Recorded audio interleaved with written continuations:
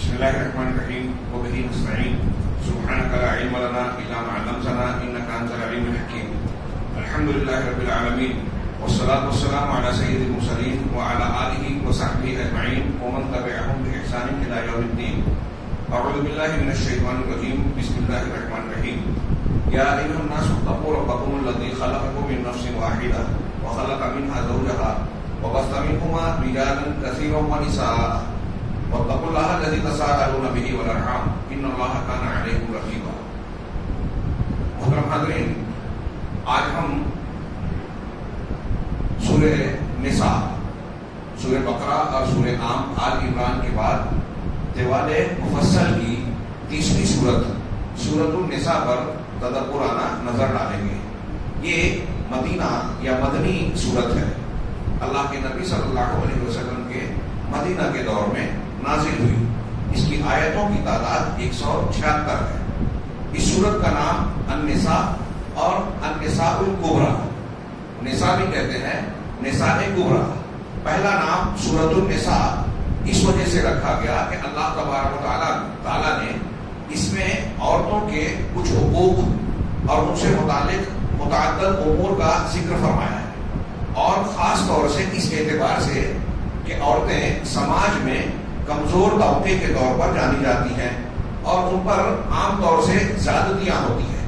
نبی کریم صلی اللہ علیہ وسلم کی ایک روایت میں ہے آپ کا ارشاد کہ میں سماج کے دو کمزور طبقوں کے سلسلے میں اندیشہ محسوس کرتا ہوں. لوگوں کے تعلق سے مجھے ڈر ہے. وہ حرج کا لفظ ہے، حرج مجھے محسوس ہوتا ہے. ایک یتیم اور ایک عورتیں. اللہ تبارک و تعالیٰ نے نساء، جس کا معنی خواتین ہوتا ہے، اس لفظ سے واحد نہیں ہے. نساء اور نسواء خواتین کے معنی میں آتا ہے، اور واحد کے لیے عربی میں امرأت. اس سورت کا نام ہی نساء رکھا، اور پھر اس میں جو احکامات بیان کیے اس میں گویا تعلیم ہے اس بات کی کہ اگر کوئی حاکم ہے، رائی، کسی ادارے کا، گھر کا، سماج اور معاشرے میں کسی ذمہ داری کا دیکھ بھال کرنے والا اور نگراں ہے، یا کوئی ذمہ دار ہے، تو اسے چاہیے کہ پہلے اپنے گھر والوں میں عدل اور رحمت کا برتاؤ سیکھے. آپ اگر گھر کے بڑے ہیں، کسی ادارے میں بڑے ہیں، کہیں اور ذمہ دار ہیں، آپ حاکم بن رہے ہیں، اقتدار حاصل ہے، تو اس معاملے کو، اس ذمہ داری کو لینے سے پہلے اپنے گھر میں انصاف کرنے والے بنے. حقدار کو حق دینا، کمزوروں کو خاص طور سے ان کا حق دینا، یہ بہت بڑا امتحان ہے اور ایک کامیاب سیاست دان کی سچی سیاست ہے جس کی تعلیم دین دیتا ہے. سیدنا ابوبکر صدیق رضی اللہ تعالیٰ عنہ نے خلافت حاصل ہونے کے بعد جو پہلی تقریر کی تھی، اس میں ان کا ایک جملہ یہ تھا کہ تم میں کا جو طاقتور ہے وہ میرے نزدیک کمزور ہے جب تک کہ میں اس سے اس پر واجب ہونے والا حق لے نہ لوں، اور سماج میں تم میں جو لوگ کمزور ہیں میرے نزدیک وہ طاقتور ہیں جب تک کہ ان کو ان کا حق دلا نہ دوں. دنیا کے بڑے بڑے سیاستدان بڑی بڑی باتیں کرتے ہیں، انہیں سیدنا ابوبکر صدیق رضی اللہ تعالیٰ عنہ کی اس سیاست سے سیکھنا چاہیے. سورہ نساء اور اسلام کی تعلیم سے بھی سیکھنا چاہیے. یہ سیاست یہ نہیں ہے کہ آپ دھوکہ دہی کر کے اپنا مطلب نکال لے ہوئے، اتھل پتھل کریں، جھوٹ سے کام لے ہوئے، کمزوروں پر ظلم کریں. یہ ناکامیاب سیاست ہے جس کا انجام اچھا نہیں ہوتا. آج پوری دنیا میں جو انتہا پسندی، دہشت، فرقہ وارانہ فسادات، ایک دوسرے سے جو جھگڑا، تناؤ، بے چینی پائی جاتی ہے، وہ اسی وجہ سے کہ سماج اور معاشرے میں انصاف نہیں ہے. کمزور طبقات کے ساتھ ان کے حقوق کی ادائیگی کی بجائے ان کے حقوق کو سلب کیا جاتا ہے. آج ہمارے ملک کے حالات بھی دیکھ لیجیے. تو جو لوگ یہاں گدیوں پر بیٹھے ہیں ان کا طریقہ اور مزاج یہ نظر آتا ہے کہ مالداروں کو اور مالدار بنایا جائے. ابھی لوگ تجزیہ کر رہے ہیں کہ قیمتوں میں اضافہ ہو رہا ہے، اور ایک طرف وزیر اعظم کی طرف سے راشن کی اور فلاں چیز کی مخصوص لوگوں کے لیے جو ہے اسکیم چل رہی ہے، تو قیمتیں بڑھا کر ٹیکس کی صورت میں عوام سے ہی زیادہ پیسہ لیا جا رہا ہے، اس کا کچھ حصہ عوام پر جو ہے مدد کے طور پر صرف کیا جا رہا ہے. اس کے بالمقابل جو بڑے ادیوگ پتی اور مالدار لوگ ہیں ان کے ٹیکسز میں، ان کی پابندیوں میں آسانی اور تخفیف کی جا رہی ہے. یعنی وہ کما رہے ہیں اور چھوٹے لوگ جو ہے وہ غریب سے غریب تر ہوتے جا رہے ہیں. اللہ تبارک و تعالیٰ نے سورۃ النساء، سورہ نساء میں وہ یہ اشارہ کیا کہ آپ اپنے گھر میں جو آپ کا کمزور، آپ کے ماتحت خواتین ہوتی ہیں، پہلے ان کے ساتھ رحمت، شفقت اور اچھائی کا برتاؤ سیکھیں. ان کا حق ان کو ادا کریں، جس کو عدل اور انصاف کہتے ہیں. جب اس چیز میں آپ کامیاب ہو جائیں گے، گھر کے اندر حقوق کی ادائیگی میں جب آپ کامیاب ہوں گے تو رعایا کے حقوق کی ادائیگی میں بھی آپ کو کامیابی ملنے کا امکان ہے. جو شخص اپنے گھر کے کمزور لوگوں کو حق ادا نہ کرے، اس سے یہ توقع نہیں کی جا سکتی کہ وہ رعایا کے حقوق کو ادا کرے گا، اس کو کسی ادارے اور کسی ملک یا بستی یا شہر کا حاکم بنایا جائے. یہ پہلے نام کی وجہ بتائی. نسائے کبریٰ بھی اسے کہتے ہیں. کبریٰ بڑی، سب سے بڑی کا مطلب اس میں تفصیل ہے، مؤنث کا صیغہ. تو اس سورت کو نسائے کبریٰ اس لیے کہتے ہیں کہ 29ویں پارے میں جو سورۃ الطلاق ہے، اس سورۃ طلاق کو نسائے قصرا کہا جاتا ہے. صغرا یا قصرا، چھوٹی سورہ نساء. سورۃ طلاق نسائے قصرا ہے اور سورہ نساء نسائے کبریٰ ہے. اس سورت کی فضیلت میں ایک روایت انہوں نے پیش کی. اللہ کے نبی صلی اللہ علیہ وسلم کا یہ فرمان جو مسند احمد میں ہے اور الصحیحہ میں اس کو درج کیا ہے علامہ البانی رحمہ اللہ نے. اللہ کے نبی صلی اللہ علیہ وسلم کو فرمانے کہ من اخذ السبع الطوال فهو حبر، جس شخص نے 7 طوال کو سیکھ لیا، 7 مفصل لمبی صورتوں کو سیکھ لیا، وہ حبر ہے. حبر کی جمع احبار، اس کے معنی عالم کے ہوتے ہیں. یہودی علماء کو احبار کہتے ہیں. اتخذوا احبارهم ورهبانهم، آپ بار بار سنتے ہیں. تو جو شخص، اللہ کے نبی صلی اللہ علیہ وسلم فرما رہے ہیں کہ جو ان 7 صورتوں کو سیکھ لے گا وہ حبر یعنی عالم بن جائے گا، بہت بڑے علم والا ہوگا. 7 طوال کن کو کہتے ہیں؟ کون سی 7 صورتوں کو؟ سورہ بقرہ، آل عمران، سورہ نساء، مائدہ، انعام، اعراف اور سورہ توبہ. ان صورتوں کو جس نے سیکھ لیا، نبی کریم صلی اللہ علیہ وسلم کی طرف سے اس کو سند ہے، سرٹیفکیٹ ہے کہ وہ علم عالم ہے. اس صورت کے ابتدائی مضمون میں اللہ تعالیٰ نے کہا وَآتُوا الْيَتَامَىٰ أَمْوَالَهُمْ، یتیموں کو ان کا مال ان کے حوالے کر دو، اس میں خیانت نہ کرو. اور لمبی آیت ہے. اسی طریقے سے شروع میں اللہ تعالیٰ نے ایک آیت میں فرمایا وَآتُوا النِّسَاءَ صَدُقَاتِهِنَّ نِحْلَةً، اور عورتوں کو ان کے مہر، جب آپ شادی کر رہے ہو تو ان کے مہر راضی خوشی دے دو، اچھے ڈھنگ سے خوش نیتی سے بطیب خاطر ان کو ان کے حوالے کر دو. مہر متعین کر دیا نکاح کے ٹائم، اور پھر ہماری یہ نیت ہو کہ ہم اس کو بہلا پھسلا کر معاف کروا لیں. نہیں، اللہ تعالیٰ کہہ رہے ہیں راضی خوشی ان کا مہر ادا کر دو. یہاں کا مجھے نہیں معلوم، ہمارے یہاں کچھ سالوں پیشتر تک ایک مزاج یہ تھا کہ بڑی مہر رکھ لیتے تھے، اور لوگوں میں جہالت کا یہ عالم تھا کہ لوگ یہ سمجھتے تھے کہ مہر طلاق سے روکنے کا ایک ذریعہ ہے، لہذا خوب اونچی مہر رکھی جاتی تھی کہ زندگی بھر آدمی دے نہ سکے، اور جب یہ دے نہیں سکے گا تو طلاق نہیں دے گا. ایسا لوگ سمجھتے تھے. یہ طلاق روکنے کے لیے نہیں ہے، یہ عورتوں کا خالص حق ہے. گویا یہ علامت ہے کہ شادی کے بعد جب شوہر اپنی بیوی کو یہ حق ادا کرتا ہے تو اب اس کے کھانے خرچے کا ذمہ دار گویا وہ بن رہا ہے. تو اللہ نے فرمایا کہ عورتوں کو ان کے مہر راضی خوشی دے دو. اسی طریقے سے شروع کی آیتوں میں ایک ارشاد یہ ہے رب العالمین کا لِلرِّجَالِ نَصِیبٌ مِّمَّا تَرَكَ الْوَالِدَانُ وَالْأَقْرَبُونَ وَلِلنِّسَاءِ نَصِیبٌ مِّمَّا تَرَكَ الْوَالِدَانُ وَالْأَقْرَبُونَ، کہ مردوں کے لیے والدین اور قرابت دار جو ان کے قریبی رشتہ دار ہیں ان کے چھوڑے ہوئے مال میں حصہ ہے. جو آدمی آپ کا قریبی رشتہ دار ہے اور مال چھوڑ کر مر گیا، تھوڑا ہو یا زیادہ، تو مردوں کے لیے بھی حصہ ہے. اسی طریقے سے اگلے ٹکڑے میں کہا کہ عورتوں کے لیے بھی قرابہ والدین اور قرابت دار جو مال چھوڑتے ہیں دونوں میں ان کا حصہ ہے. مردوں کا بھی حصہ ہے، عورتوں کا بھی حصہ ہے. اب کہیں ان کی تقسیم میں جو حساب و کتاب ہے وہ الگ ہے. بعض حالات میں عورتوں کو زیادہ ہے. یہاں ظلم نہیں ہے. کچھ لوگ کہتے ہیں، آگے انشاءاللہ اس پر گفتگو کریں گے. تو یہ 3 آیتیں بتائی کہ یتیموں کو ان کا حق دے دو، مال دے دو، عورتوں کو ان کا مہر راضی خوشی دو، اور مردوں کا اور عورتوں کا رشتہ داروں کے چھوڑے ہوئے مال میں متعین حق ہے. یہ ابتدائی آیتوں میں ہے. اور اس آیت سورے کا کہ اختتام میں جو خاتمے کی آیتیں ہیں اس میں اللہ تعالیٰ نے فرمایا یستفتونک قل اللہ یفتیکم فی الکلالہ. ابھی آپ نے آخری رکعتوں میں سنی، تیسری چوتھی رکعت میں، کہ یہ تم سے سوال پوچھتے ہیں، فتویٰ پوچھتے ہیں اللہ کے رسول.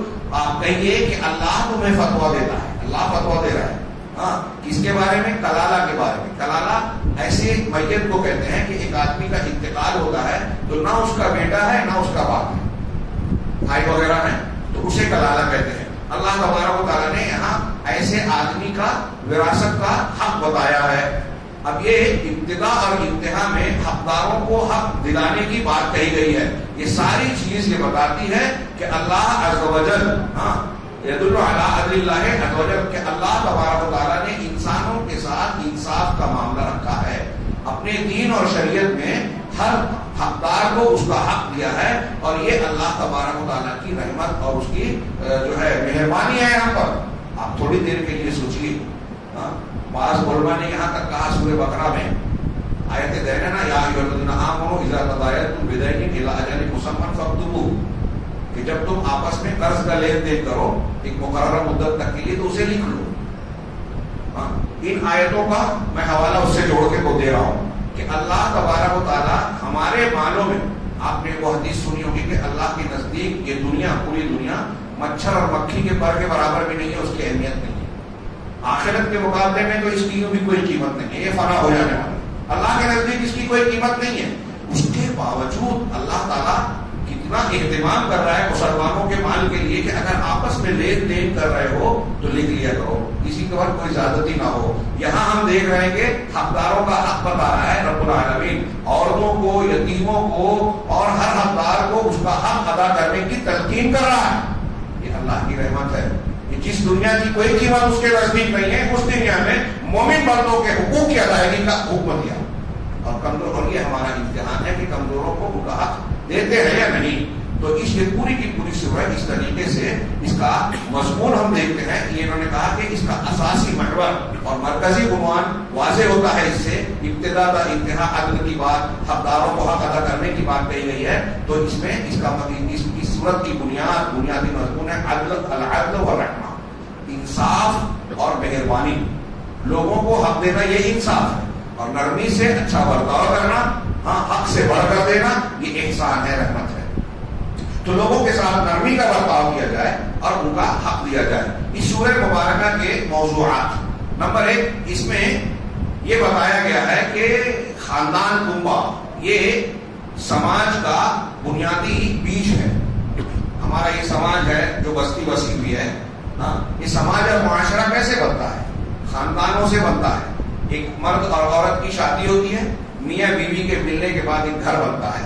اب ان کی اولاد, ان کے رشتے دار, اس سے پتہ چلتا ہے کون کس کا کیا رشتے دار ہے, کون کس کا والد ہے, والدہ ہے, چچا ہے, خالہ ہے, ماموں ہے, دادا ہے, نانا ہے. یہ شادی کے رشتے سے پتہ چلتا ہے, اور انہی رشتوں کی بنیاد پر حقوق متعین ہوتے ہیں. شادی کتنی فضیلت کی بات ہے. یورپ اور امریکہ کا وہ آزاد بلکہ آوارہ معاشرہ جہاں شادی کا رواج ختم ہو گیا, وہاں دیکھیے کتنے سنگین مسائل. اولاد الزنا, جن کے باپ کا پتہ نہیں ہے, ایسی اولاد کی کثرت.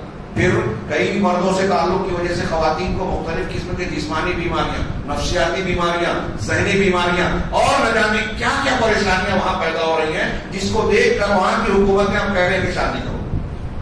ان کو ہم کہیں کہ آپ سورہ نساء پڑھیے, دنیا کو ضرورت ہے اس صورت کی.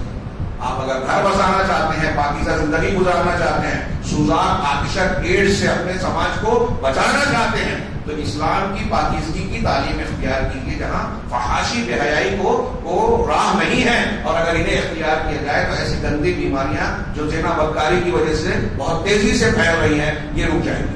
چنانچہ اللہ تبارک و تعالیٰ نے گویا اس میں یہ پہلا نقطہ بتا رہے ہیں کہ سماج کا بنیادی گٹھلی اور بیج جو ہے وہ ایک خاندان ہے, کنبہ ہے. وذالک علی طریق تدرج الرعیت. اب یہ چیز جو ہے وہ اس صورت میں بہت ہی تدریجی, درجہ بدرجہ اور عمدہ طریقے سے رب العالمین نے بیان کی. ظاہر سی بات ہے کہ اللہ کا کلام, اللہ کے کلام میں خاندان کو بسانے, حقداروں کا حق متعین کرنے اور اس کے حقوق کو بیان کرنے میں اس صورت نے بہت ہی بہترین ترتیب سے چیزوں کو ذکر کیا ہے اور بیان کیا ہے. کہ ہمیں ایک اور بات ضمن کہہ دوں, یورپ اور امریکہ کا وہ سماج جو بکھراؤ کا شکار ہے, جہاں رشتوں کا علم نہیں رہا, جہاں بہت ساری بیماریاں, خاندان ٹوٹ پھوٹ کا شکار ہو گیا, بھائی ماں باپ بہت سے جانتے نہیں, جانتے ہیں تو حقوق نہیں جانتے, ایک دوسرے کا احترام اور حقوق سے ناواقف ہیں. بٹ ماں باپ بوڑھے ہوئے تو اولڈ ایج ہوم میں بھیج دیا جاتا ہے, گورنمنٹ کے حوالے کر دیتے ہیں. بیٹوں کو فرصت نہیں ہے کہ ماں باپ کو وقت دے رہے, گورنمنٹ اگر مر جائے تو وہی تجویز و تدفین کر دیتے. ایک طرف ان کا معاملہ اتنا بگڑا ہوا ہے, لیکن دوسری طرف آپ یہ دیکھیں گے کہ اسلام اور مسلمانوں پر اعتراض کرنے کی جو فیکٹریاں لگائی گئی, فیکٹریاں کہہ رہا ہوں, بڑے بڑے ادارے بنائے گئے, بڑے بڑے بجٹ متعین کیے گئے, اسلام کے خلاف میڈیا پر جو کچھ محنت ہو رہی ہے آج دنیا میں وہ اتنی زیادہ ہے کہ بعض ملکوں کے بعض خبر رساں ایجنسیوں کا اتنا بجٹ ہے سالانہ جتنا بعض مسلم ملکوں کا سالانہ خرچ نہیں اسلام کو بدنام کرنے، اس پر الزام لگانے کے لیے. تو اس میں بہت سارے راستے اختیار کیے جاتے ہیں. کوئی راستہ چھوڑا نہیں جا رہا ہے جس میں اسلام اور مسلمانوں کو نشانہ نہ بنایا جائے. یہ تہذیبی اور مذہبی جنگ ہے. لیکن اس میں مسلمان ہم اور آپ کتنے بھی غفلت کے شکار، بے حسی کا شکار ہے. ہمیں پتہ بھی نہیں بہت سی چیزیں. کچھ لوگ جانتے ہیں اور کچھ لوگ دفاع کر رہے ہیں، لیکن وہ ساری کوششوں، اخراجات، کوششوں اور محنتوں کے بعد بھی ناکامیاب ہو رہے ہیں. اس معاملے میں یہاں یہ کہنا چاہتا ہوں کہ جو انہوں نے منصوبہ بنا کر اسلام اور اسلام مسلمانوں کے خلاف تحریکات چلا رکھی ہے اور مسلمانوں میں جو شکوک و شبہات پیدا کرتے ہیں، شک شبہ پیدا کرتے ہیں، اور شاید آج ہمارے مسلم خواتین میں بھی بعض لوگ اس سے متاثر ہو رہی ہیں کہ کیا شبہ ہے. جتنے بھی اسلامی احکامات پہ اعتراض غیر مسلم دنیا سے، عیسائی دنیا سے کیا جاتا ہے، ان میں سب سے زیادہ اعتراض عورتوں کے حقوق اور گھر میں عورتوں کے معاملات پر، اسلامی خاندان کے حقوق، احکام و مسائل پر اعتراض کیا جاتا ہے. آپ غور کیجیے، ابھی آپ کے تو کرناٹک میں معاملہ ہوا حجاب کا، یہ پوری دنیا کا مسئلہ ہے. سوئٹزرلینڈ جیسے ملک میں جو امن والا کہلاتا ہے وہاں بھی یہ جھگڑا تھا. فرانس میں اس پر بہت کچھ ہو چکا، برطانیہ میں معاملہ کیس چل رہا ہے، کورٹوں میں مقدمات چل رہے ہیں. یہ حجاب کا معاملہ، ایک سے زیادہ شادی کا معاملہ جو اسی صورت میں ذکر کیا گیا ہے. اسی طریقے سے وراثت کے معاملے میں مرد کے عورتوں کو آدھا، اس پر اعتراض.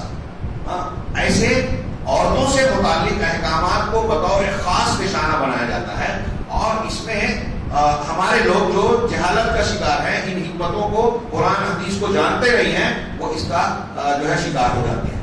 کچھ لبرل لوگ، اپنے آپ کو ماڈرن اور ترقی یافتہ کہنے والے لوگ، اونچی کالجوں میں پڑھ کر اونچی ڈگریاں لے لیتے ہیں. خاص طور سے اگر یورپ اور امریکہ سے گھوم کر آ گئے تو انہیں ایسا لگتا ہے کہ وہ دوسرے لوگوں کے مقابلے میں ان کی علمی سطح بہت اونچی ہو گئی ہے، حالانکہ دین کے معاملے میں وہ جاہل ہوتے ہیں. بہت مناسب لفظ کہہ رہا ہوں، جاہل ہوتے ہیں. ایسے ایک صاحب سے میری ملاقات ہوئی تھی ٹرین میں، کیا بتاؤں وقت گھٹ جائے گا. تو وہ ایک جج کا حوالہ دے کے کہہ رہے تھے کہ پردہ جو ہے وہ جب محمد صلی اللہ علیہ وسلم آئے تھے تو اس زمانے میں عرب کے کچھ قبیلے کے لوگ، کوئی عورتیں جو ہے اوپر کچھ پہنتی ہی نہیں تھی، اس لیے ان کو ڈھانپنے کے لیے کہا. تو آج ایسا سمجھا جاتا ہے کہ وہ پردے کا حکم دیا. میں نے ان کو قرآن کی آیتیں سنائی، حدیثیں سنائی. وہ کہہ رہا بھائی مصر کا ایک جج بول رہا تھا. پھر میں نے کچھ دلیلیں دی، وہ کہ جج بول رہا تھا.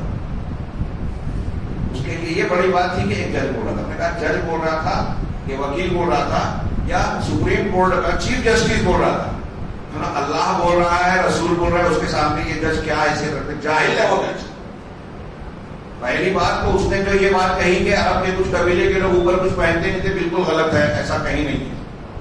مالدیپ میں جب ابن بطوطہ گیا تھا تو اس نے بتایا کہ مالدیپ کے مسلم غیر مسلم سب خواتین بھی اوپر کچھ نہیں پہنتی تھی. یہ ابن بطوطہ، اس پر اعتراض کیا جاتا ہے کہ اس کی ساری باتیں صحیح نہیں ہوتی، لیکن ابن بطوطہ کے سفر نامے میں آپ پڑھیے، میں نے کافی پہلے پڑھا ہے.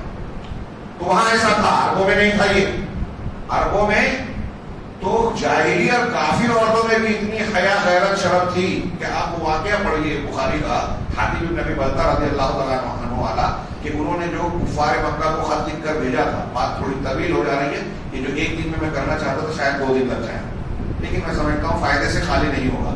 انہوں نے اللہ کے رسول، اللہ تعالیٰ نے اللہ کے رسول اللہ صلی اللہ علیہ وسلم کو خبر دے دی کہ ایسا ایسا خط جا رہا ہے، مکہ والوں پہ حملہ کرنے کا آپ کا خفیہ پروگرام تھا، منصوبہ تھا.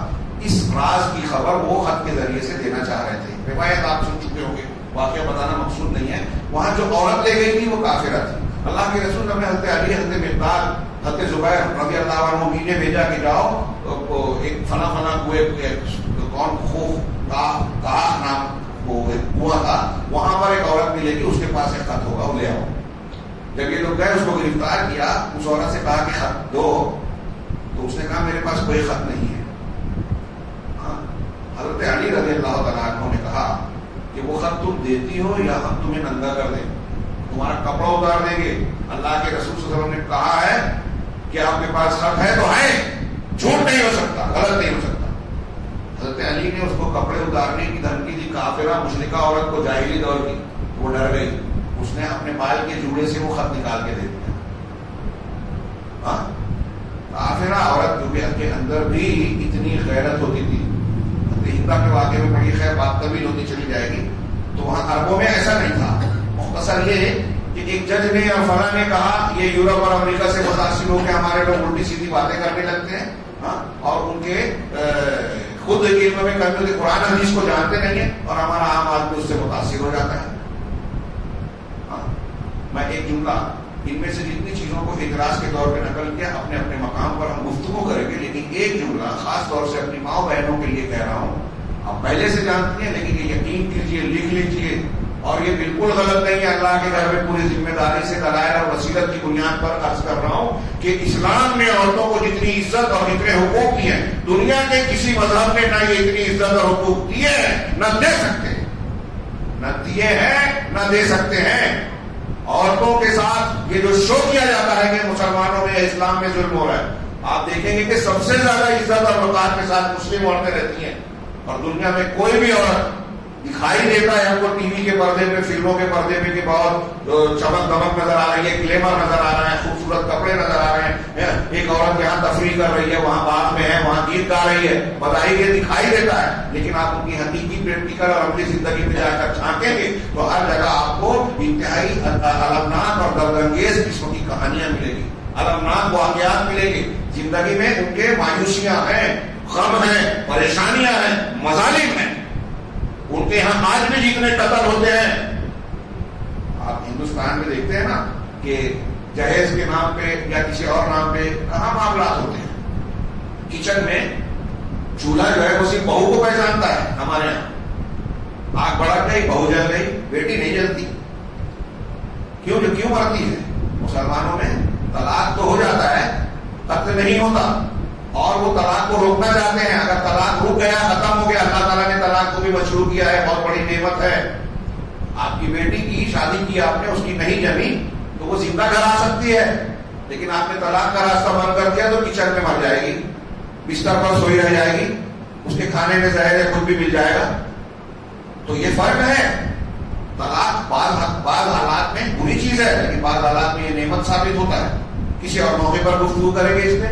میں عرض یہ کر رہا تھا کہ اسلام اور مسلمانوں میں مسلم عورت کو جتنے حقوق حاصل ہیں کسی کو نہیں. اور اس کا میں یہ کہہ رہا ہوں تو یہ صرف میں کہہ رہا ہوں ایسا نہیں ہے.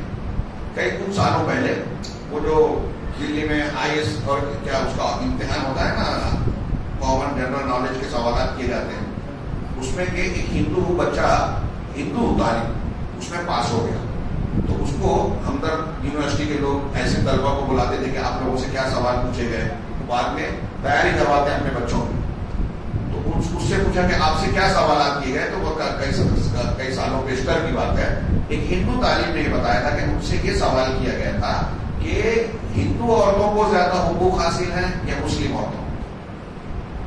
تو لوگوں نے پوچھا کہ آپ نے جواب کیا دیا, تو وہ پہلے مسکرایا اور اس نے کہا کہ صاحب میں یہ جانتا ہوں کہ زیادہ حقوق مسلم عورتوں کے پاس ہے, زیادہ عزت اور سکون سے مسلم عورتیں رہتی ہیں, یہ میں جانتا ہوں, لیکن اگر میں یہ جواب دیتا تو میں فیل کر دیا جاتا. اس لیے میں نے جواب دیا کہ ہندو عورتوں کو زیادہ عزت اور مقام حاصل ہے, پاس ہو گیا. جانتے ہیں لوگ جانتے ہیں حقائق کو, بیان کچھ اور دیتے ہیں. تو میں عرض کر رہا تھا مسلم عورتیں یہ لکھ لیں, اور یہ کوئی ہوائی بات نہیں ہے, آپ غور کیجیے. ان کے گھروں میں, ان کے سماج میں جو آپ کو چمکتا دمکتا خوبصورت بارونق دکھائی دیتا ہے شادیوں میں, ٹی وی چینلز پہ, فلمی کلچر میں, یہ ان کا سماج اور ان کی زندگیاں ایسی چمک دمک والی نہیں ہیں. ان کی زندگیوں میں بہت اندھیرے ہیں, بہت زیادہ اندھیرے ہیں, بہت پریشانیاں ہیں. یہی وجہ ہے کہ جب کوئی غیر مسلم, آج ایک بات بتائیں, یورپ اور امریکہ میں کتنی آزادی حاصل ہے عورتوں کو, اس کے باوجود آپ وہاں کی کہانیاں پڑھیے, سب سے زیادہ اسلام قبول کرنے والے کالے سیاہ فام ہیں اور عورتیں ہیں یورپ, امریکہ اور دوسرے ملکوں میں. عورتیں اور سیاہ فام زیادہ قبول کر رہے ہیں, اس لیے کہ وہاں عورتوں اور سیاہ فام کو یہ احساس شدت سے ہو رہا ہے کہ ہمارے ساتھ ظلم ہوتا ہے اور ہم کو انصاف اور حق ملتا ہے اسلام کی چھاؤں میں. آزادی نسواں کی جو عورتیں کل حقوق نسواں کے لیے جنگ لڑتی تھی, ان کے بیانات پڑھیے, کتابیں لکھی ہیں. جوانی میں خوب اچھل کود مچائی, تھوڑی سی عمر ڈلی تو لوگوں نے پوچھنا چھوڑ دیا, اب انہوں نے جب جائزہ لیا، غور کیا، تو انہوں نے یہ لکھا، میں جو کہہ رہا ہوں اس کے ثبوت مل جائیں گے نام بنام کتابوں میں، کتابیں لکھی، ٹی وی چینلز پہ آگے بیانات دیے کہ ہم نے اپنی زندگی غلط طور طریقے سے گزار دی، غلط حقوق کی لڑائی میں لگا دی، ہم نے آزادی نسواں اور حقوق نسواں کے نام پر جو لڑائی لڑی اس میں عورتوں کو اور بڑی مصیبت میں ڈال دیا کہ عورت تو گھر کے کام پہلے ہی سے کرتی تھی، گھر کے کچھ کام ایسے ہیں کہ کتنی بھی ملازمہ اور ملازمائیں ہوں، ایک عورت اس کام کو اپنے ہاتھ سے کرنا ہی پسند کرتی ہے، تو کچن کا بھی کام کرے، بچے کو سنبھالنا، کتنی بھی آیا کو دے دے اپنے بچے کے ساتھ کچھ نہ کچھ وقت دینا کو ہر عورت چاہے گی۔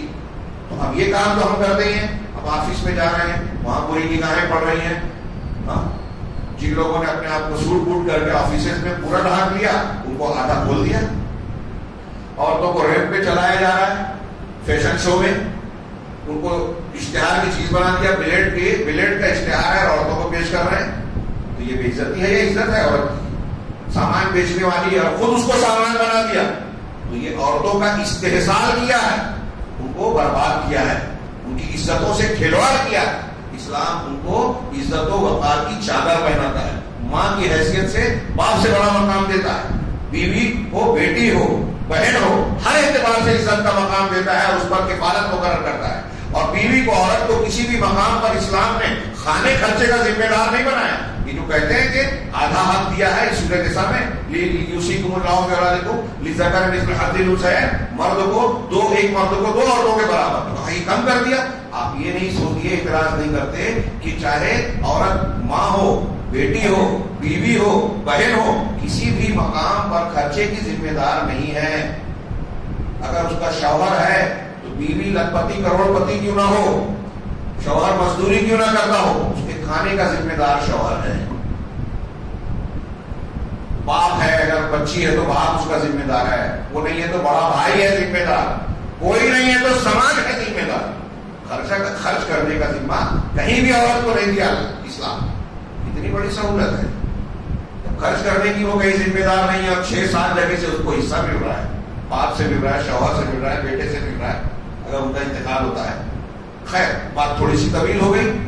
یہاں خاندان کی بنیاد پر اللہ تبارک و تعالیٰ نے خاندانی نظام اور سماج اور معاشرے کے احکام اور حقوق کو اور حقوق کی ادائیگی کو بڑے خوبصورت اور ترتیب سے بڑے عمدہ انداز میں بیان فرمایا ہے۔ تطہیر المجتمع، اب وہ یہ نکات بیان کیے ہیں کہ کیسے یہ سماج بنتا ہے۔ سب سے پہلے تطہیر المجتمع من الفاحشہ، کہ سماج کو بے حیائی سے، گندگی سے، ناجائز رشتوں سے محفوظ رکھا جائے۔ آپ سورہ کی ابتدائی آیتوں میں پڑھیں گے، سورہ نساء کی ایک مثلاً ایک آیت، واللاتی یاتین الفاحشۃ من نسائکم فاستشہدوا علیہن اربعۃ منکم، کہ وہ عورتیں جو تم میں سے فاحشہ کا ارتکاب کریں، زنا یا بدکاری کر بیٹھی، تو ان کے اس جرم کے اس بات کے لیے تم میں سے 4 گواہ لاؤ۔ سورہ نور میں بھی اس کی کچھ تفصیل ہے، 4 گواہ ہونے چاہیے، 3 ہے تو نہیں مانا جائے گا، چاہے انہوں نے دیکھا ہو اپنی آنکھوں سے، اور وہ بھی اس طرح سے کہ اس عمل کو ہوتا ہوا دیکھا ہو۔ کسی کی عزت اچھالنا معمولی بات نہیں ہے، اس لیے اسلام نے سخت رکھی، میری اور آپ کی دشمنی ہو جائے، اب آپ کے گھر کی عزت کو اچھالنے کے لیے میں آپ کے گھر میں الزام لگا دوں۔ آج کل ہوتا ہے ہمارے سماج میں کہ کسی گھر کو، کسی عورت کو بدنام کرنا ہے، دشمنی میں کہہ دیا کہ میں نے ان کو فلانا جرم میں دیکھا تھا، اور لوگ اس کو اڑا دیتے ہیں، ایسا صدیقہ کے باقی کی طرح اڑا دیتے ہیں اور وہ اس گھر کو بدنام کر دیتے ہیں۔ یہ کام اتنا آسان نہیں ہے، اگر آپ نے جھوٹا الزام لگایا ہے، ثابت نہیں ہوا کورٹ میں، تو 80 کوڑے الزام لگانے والے کو مارے جائیں گے، سورہ نور میں بتایا گیا۔ بہرحال سب سے پہلے اللہ نے یہاں کہا کہ 4 گواہ لاؤ۔ اب جب یہ ثابت ہو جائے کہ اس نے یہ بدکاری کی ہے، تو اللہ نے کہا کہ ان کو گھروں میں بند کر دو اور اللہ کے فیصلے کا انتظار کرو۔ علامہ ابن جریر وغیرہ کہتے ہیں کہ یہ حکم جو رجم، شادی شدہ عورت کے لیے آیت رجم سے اور اللہ کے رسول صلی اللہ علیہ وسلم کے عمل سے منسوخ ہو گیا کہ اگر شادی شدہ عورت اور مرد زنا کرے تو ان کو پتھروں سے مار کر مار ڈالا جائے گا۔ اس کی اپنی تفصیلات ہیں۔ دوسرا اسی میں ہے کہ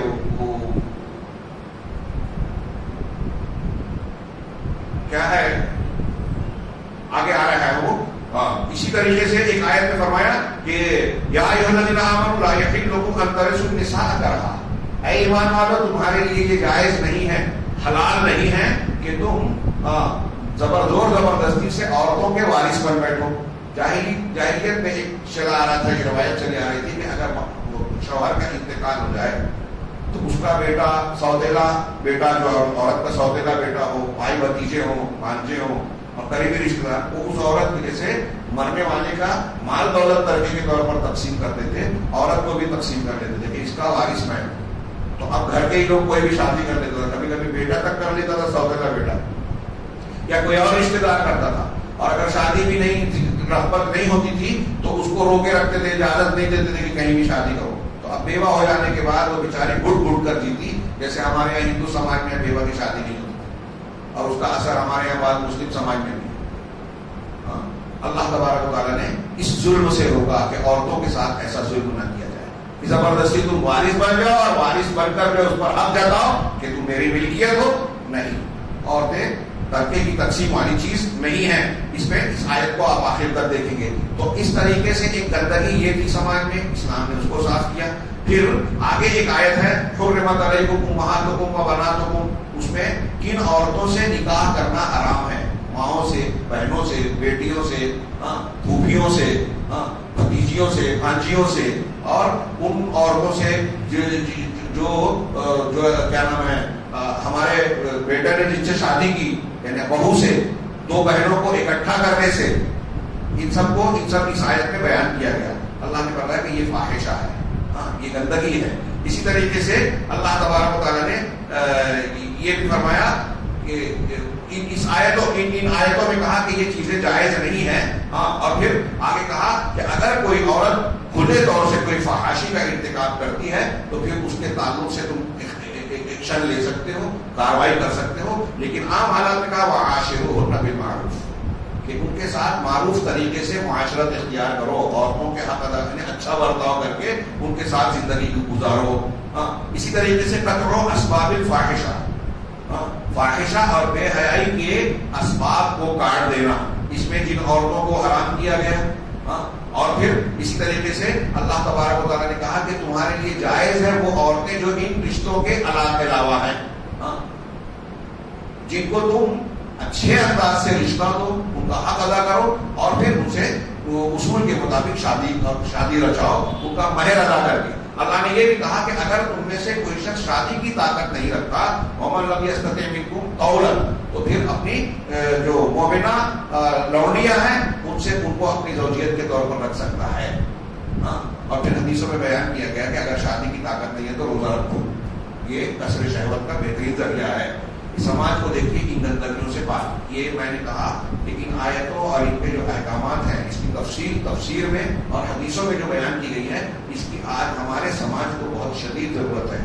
یہ موبائل, گندی تصویریں, فلمیں جو قدم قدم پر زنا, بدکاری کو ہوا دینے اور ان کو بھڑکانے اور پھیلانے کا ذریعہ بنتے ہیں. یورپ اور امریکہ کا جو کلچر ہم دیکھ رہے ہیں, اس کی جو بھیانک نتائج ہم دیکھ رہے ہیں, یہ انسانوں اور انسانیت کو تباہ کرنے کی طرف لے جا رہے ہیں. رشتے نامعلوم ہو جاتے ہیں, بیماریاں پھیلتی ہیں, خاندان ٹوٹ جاتے ہیں, حقوق نامعلوم ہو جاتے ہیں. کون کس کا کون رشتہ دار ہے جب یہ پتہ ہی نہیں ہوگا تو حقوق کیسے ہوگا؟ کون سی لڑکی کس سے نکاح نہیں کر سکتی, یہ کیسے معلوم ہوگا؟ ایسے واقعات یورپ میں ابھی آپ پڑھ سکتے ہیں کہ ایک آدمی کے پاس ایک آدمی نوکری کرنے گیا, تو بیٹا اس کو کھانے پینے کے بھی مسئلے تھے, اور وہ اس کے کتے بھی بہت پیسے والے تھے, یعنی کتے بھی بہت لمبا چوڑا خرچہ اور بجٹ رکھتے تھے. کافی کچھ تحقیق کے بعد جب تعارف ہوا تو پتا چلا کہ اسی کا بیٹا ہے. اس کی ماں سے اس کا ناجائز تعلق ہوا, بیٹا پیدا ہوا, اس کو پتا بھی نہیں تھا, بعد میں پتا چلا کہ یہ اس کا بیٹا ہے, یعنی کسی کا بیٹا تھا, اور اس کا کتا بھی اس سے زیادہ اچھے ہاتھ میں تھا. پتہ ہی نہیں ہے کہ بیٹا ہے, پتہ ہی نہیں ہے کہ ماں ہے, اور رشتوں کا لحاظ بھی نہیں ہے. شادی بیاہ کرنے اور جسمانی تعلق کا خیر بات تھوڑی طویل ہو جائے گی. تو یہ سارے خرابیاں ان تعلیمات کو پسے پوش ڈالنے سے ہوتی ہے. اسلام کی یہ تعلیمات یورپ, امریکہ اور آج کے زمانے کی بہت بڑی ضرورت ہے. اسی طریقے سے وہ فاسد گروہ, وہ گروہ جو فساد پھیلانے والے ہیں, سماج میں بگاڑ پیدا کرنے والے ہیں, ان کو ہٹا دینا اور ان کے لیے توبہ کا دروازہ کھلا رکھنا.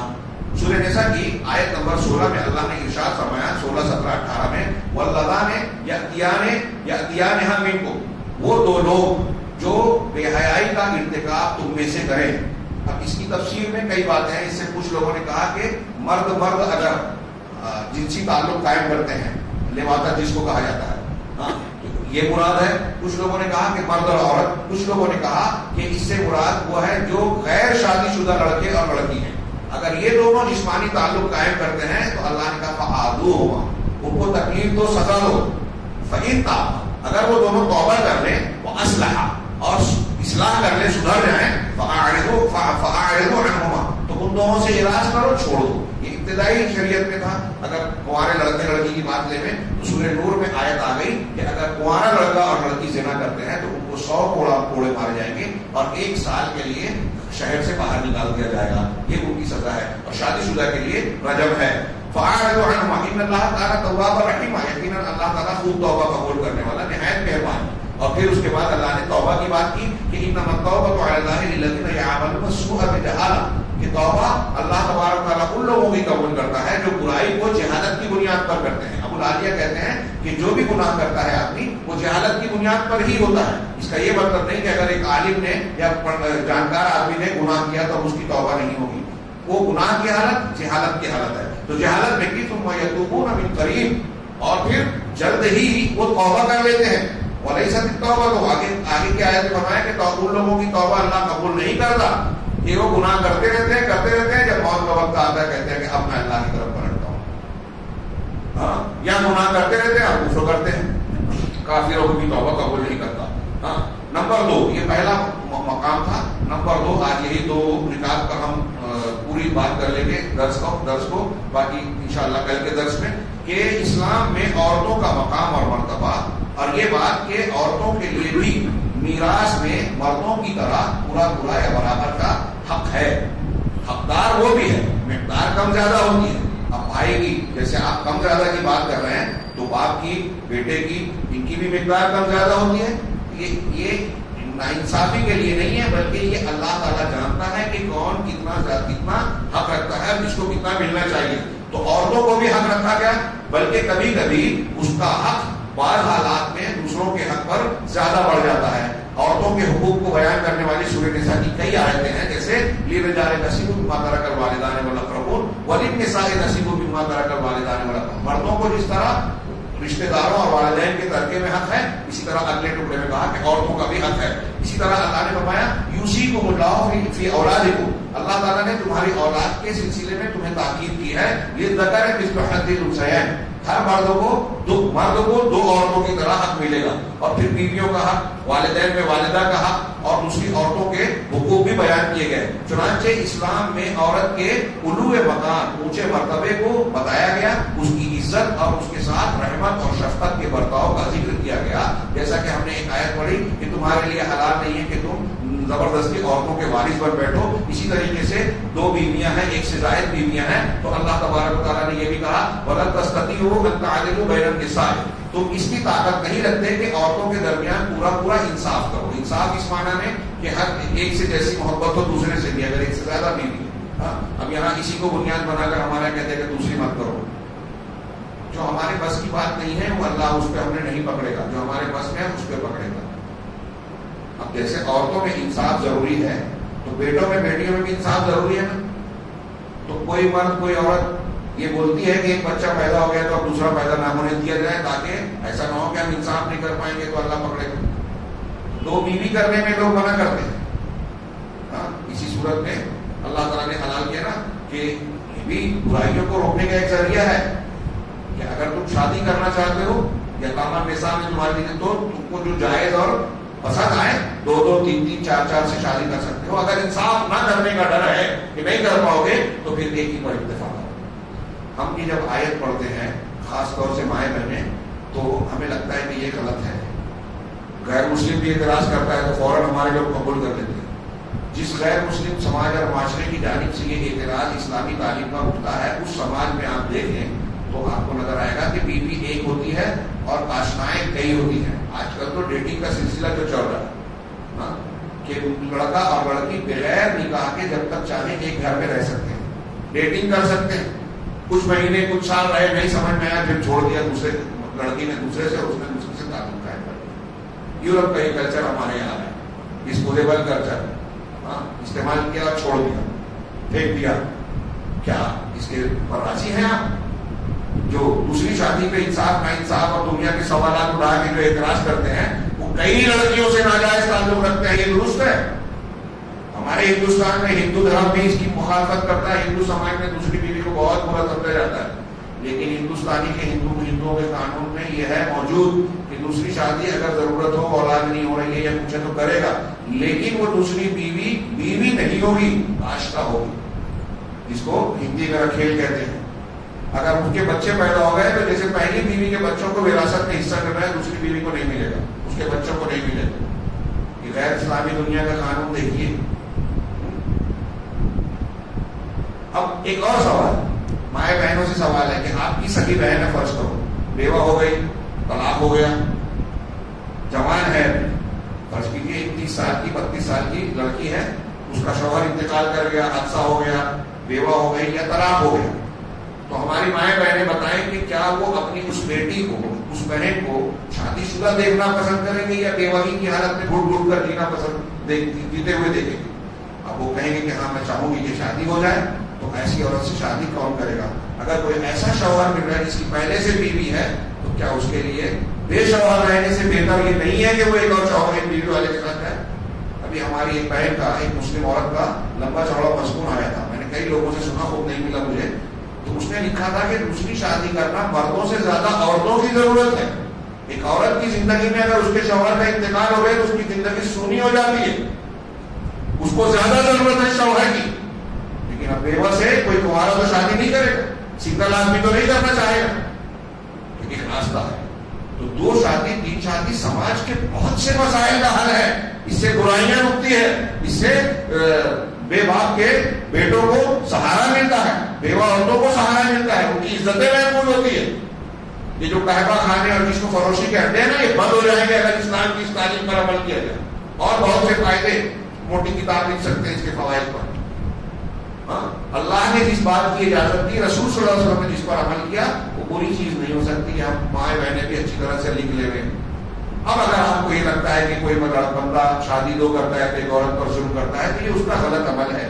اب وہ تو میں کہوں گا کہ اگر ایک عورت کو رکھنے والا انسان جس نے ایک ہی بیوی سے شادی کی ہے، ایک ہی بیوی ہے اس کی، اور اس پر ظلم کرتا ہے تو وہ بھی غلط ہے، تو ایسے آدمی کے لیے آپ یہ فتویٰ دیتے ہو کہ اس کو بیوی نہیں رکھنی چاہیے۔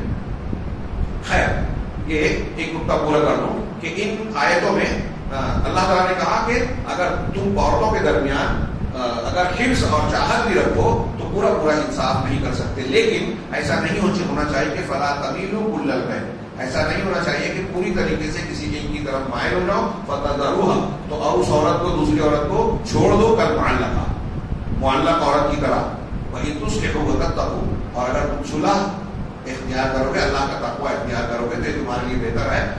یہ اس کے بعد جو ہے تیسرے نمبر پر انہوں نے بتایا کہ رشتہ داریوں کی توجہ دینا، یتیموں کا خیال رکھنا، ان کے حقوق کو انشاءاللہ یہ کل کے درس میں ہم جانیں گے۔ اللہ تبارک و تعالیٰ ہمیں دین کو، قرآن کو سمجھنے کی اور اس پر عمل کرنے